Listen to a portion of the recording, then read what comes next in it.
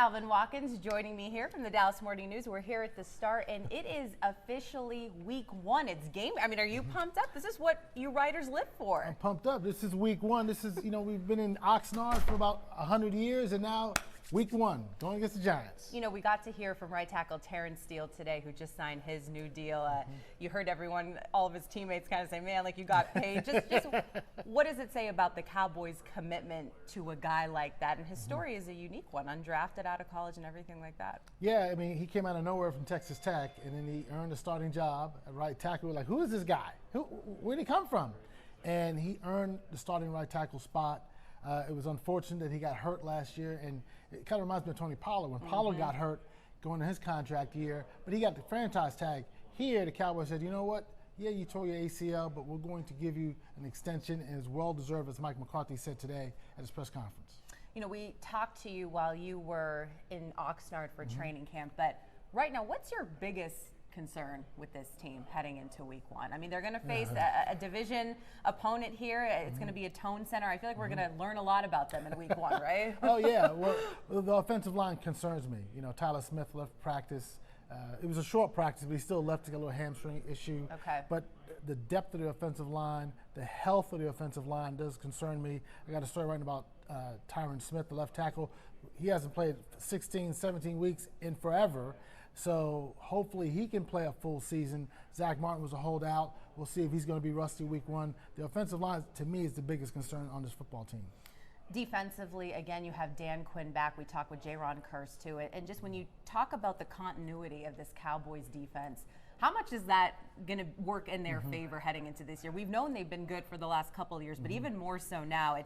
You just get the sense that they are maybe they're more than confident right now heading into the season. Oh yeah, this is they've been with DQ for 3 years now. Jaron Kearse is another example of Dan Quinn taking some pieces and making it fit. Because Detroit, Minnesota didn't care so much for Jaron Kearse. He was more of a special teams guy, and Dan Quinn had a vision for him. Said, "You're a safety. I'm gonna put you at linebacker."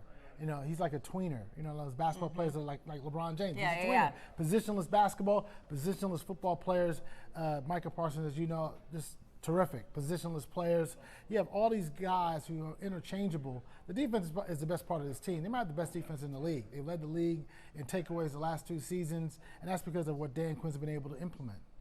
You talk about Dak Prescott. He was calling plays in that preseason finale. Mike McCarthy's going to be the offensive play caller. I just can't imagine, Calvin, that Dak is going to have the kind of season that we saw a year ago in terms of the interceptions. He's got to be way better. I mean, of course, this team goes as he goes. How do you think he's gonna perform this season? I know it's a long season, but just what's your take on him? Last year, 50 interceptions, and you go, is this who he is? And I don't think this is who he is. I mean, Tony Romo had led the league in interceptions 1 year. So did Brett Favre. Danny White threw like 20-plus interceptions 1 year, a long time ago before me and you were born. It happens to quarterbacks. Dak is one of those types of guys that he will bounce back from this. Not all interceptions are created equal. We all get that. We know that, yeah. Right. But with McCarthy calling the plays, Brandon Cooks adding some more juice to the offense, I don't think Dak Prescott will throw 15, 16 interceptions again this season. We asked you about this last month, but game predictions. Uh-oh. Officially, how many, we're not going through the line again, but how many games do you have them winning right this season? Well, when the schedule first came out in the spring, I had 9 wins. Okay. So then you do your evaluations, and you look at everything, and go through all the rosters, all the teams. They're going to win 10 games. 10 games, okay. They should Double-digit wins again. Double-digit wins again. The division is tougher. I think Washington's improved. The Giants are a little bit of an unknown, but they made the postseason last year, so they're going to come in this year with a lot of confidence.